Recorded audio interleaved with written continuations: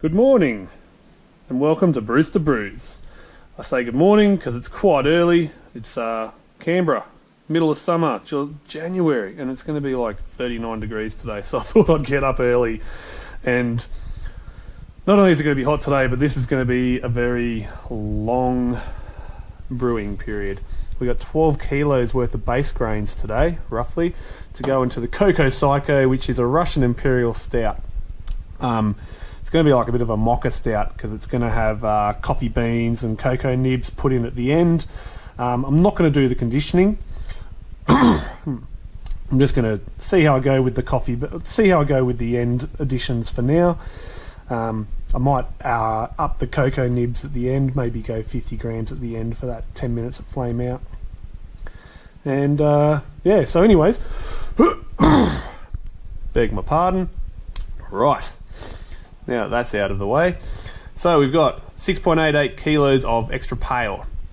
I didn't adjust that for the 25% to get my 25 litre batch because it's already 10%, so I'm happy with a 8-9% beer out of this.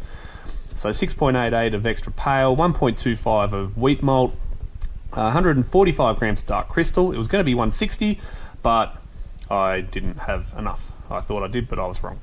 1.5 kilos of black wheat malt, highlighting the fact that it's wheat malt. 1.8 kilos of roasted barley. This thing is going to be black and bitter, although the IBUs are only 85, so meh. And 600 grams of smoked malt. So this has got a lot of good things going into it. If you like dark beers like I do, then this could be the beer for you. It's going to be pretty bloody good. Something else that's different today is because it's such a big grain bill, and I'm only limited with my 50 litre keg for now until I upgrade later in life. I'm going to do most of the dark malts in the pot, and from what I've read up recently and spoken to my local brew shop, they've mentioned that you don't really actually need to do roasted barley at a certain temperature. You can just steep it. But regardless of that, of course, I've gone onto the forums and people have gone, no, you still got to do it at the same temperature, blah, blah, blah. So anyways, I've put all the water into the keg. I'm going to dump some into the pot, and I'll do my darks in here. They'll stay at around the 65 degree mark, and yes, it's 65 degrees for 75 minutes. So that'll be a bit of a, it'll be a roughly right. I'm not too concerned about the darks, to be honest. And that'll probably do for now.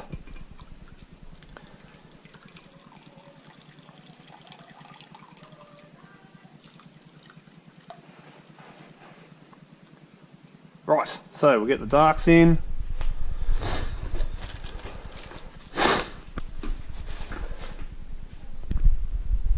I'm just saying to my niece that yes, you can jump in the pool. I'll watch you. I'll keep an eye on you, okay? Whoa, let me mix it first. Right, this is starting to get quite thick, but I'm almost there. I've got about 1 kilo left to put in. This will be fine. This will be fine. So I started with 25, just 35 litres today. I thought I might be able to get away with it. I may be proving myself wrong.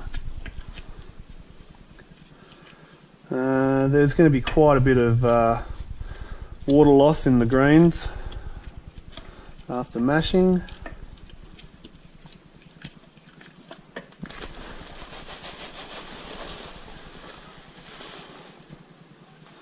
Alright, another 3 kilos going into the mash.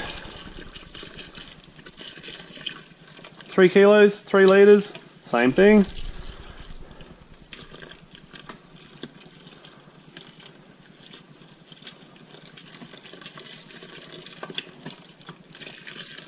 That is better. That is much better. And beautifully, it's brought the temperature down to just below 64 degrees.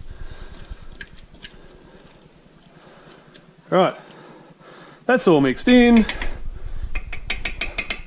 Lid goes on. Careful not to pinch any of my temperature probes. I've got temperature probes coming out of my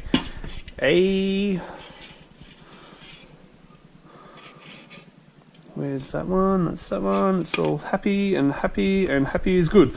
So for the start, the 1 hour, I'm going to do 75 grams of the Cascade. These have all been adjusted to suit my 25 litre batch and some replacements because I fell short of what I needed for. So I've got some Centennial, 5 grams of Centennial. Alpha acids are a little bit higher on that, so I just went 5 instead of the 7 that I needed for the Cascade. So that'll go in now.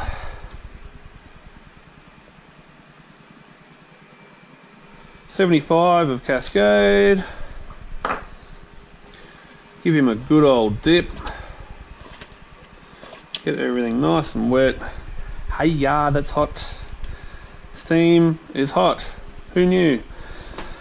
With 20 minutes to go, we'll be doing 25 of Cascade and 5 Centennial, and then it flame out. And for 10 minutes after flame out, we'll be doing 50 grams of coffee beans and 50 grams of Cocao Nibs. The Cocao Nibs are down the bottom. You're just gonna have to trust me on that. So yeah, once that's done, we'll do the old whirlpool. We'll try and spin it all together as much as we can. We'll get all those hops mixing in with the wort so it all retains the flavour and the aroma. Once I've done my whirlpool for a bit, I will be siphoning into my no-chill cube. We'll run this through the sifter for... Whoop, oh, bloody hell, spillage already. Run this through the sifter just to aerate the wort. Okay. That's my 25 litres of Cocoa Psycho. There he is, hiding away. And again, sterile.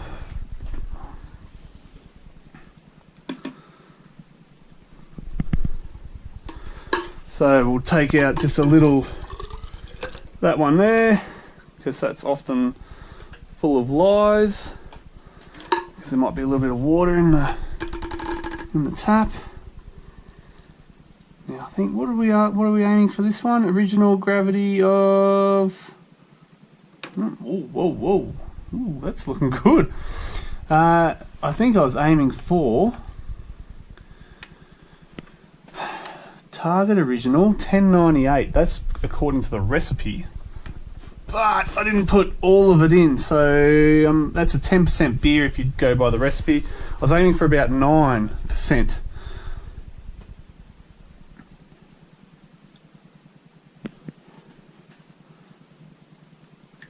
Give it a shake, make sure there's no air bubbles in there giving you a false reading. The original gravity on the original recipe was 1098, so 1088 with a 1020 finish, because it's going to be a thick beer, will be 8.92% volume. That's perfect. That's exactly what I was aiming for. I was going for about 9. Now, again, the Brewdog recipes, I don't know. I might reach out to them one day. Again, I don't know, but a 1012 finishing gravity for a Imperial Stout, that doesn't sound right. I don't know, maybe copy and paste wasn't working too good that day. Anyways, as usual, I've sanitised this guy so I can pour him back in. I'll wash him up so I can get my next batch going. And I've got my washed yeast. I did a video on the washed yeast.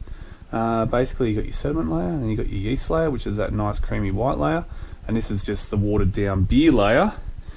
So the watered down beer layer is the bit that we don't want, so we will aim to just gently pour that out, and as soon as you start to see that white layer coming towards the edge, and that's it, that's all you want.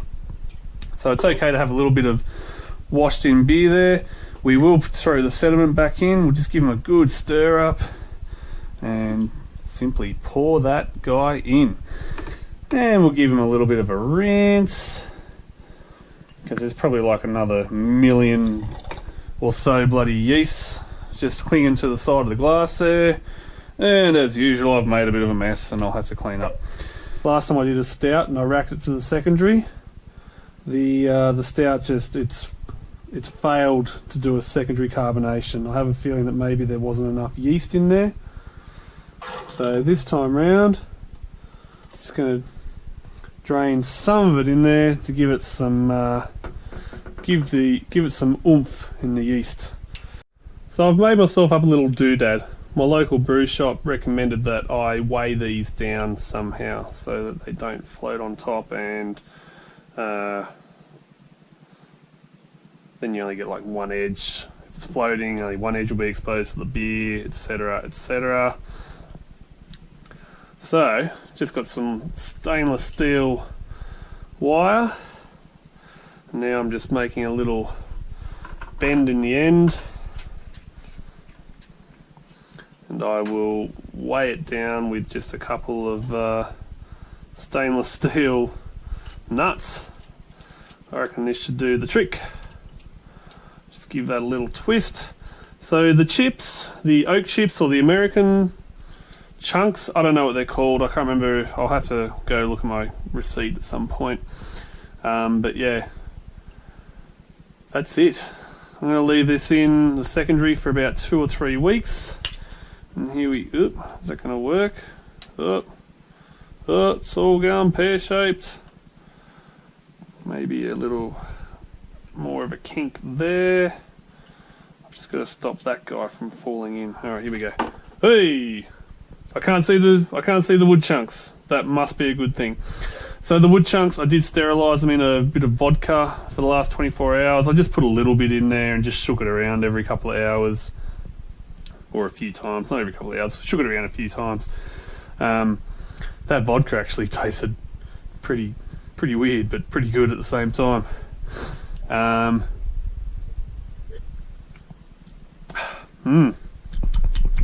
Woody vodka. Delicious, delicious. I might grab a straw and try and slurp that up off the slab. Anyways, so this is all going to be in the secondary for anywhere from a week to 3 weeks. I'm not exactly sure how I'm going to do this one. It's just going to be a bit of trial and error. I'm going to do each week. I'll do a little tiny taster. Does it taste any different to the original? Can I taste the woodiness? Who knows? I might just go for broke and go the whole 3 weeks. So, and the 3 weeks, that's just that's not based on the recipe. The recipe doesn't state anything other than oak chips for a twist. Whereas my local brew shop said, yep, 2 to 3 weeks with that amount should be pretty good. Anyways, thanks for watching. Post the recipe and in the comments. Feel free to ask me any questions, and thanks for watching.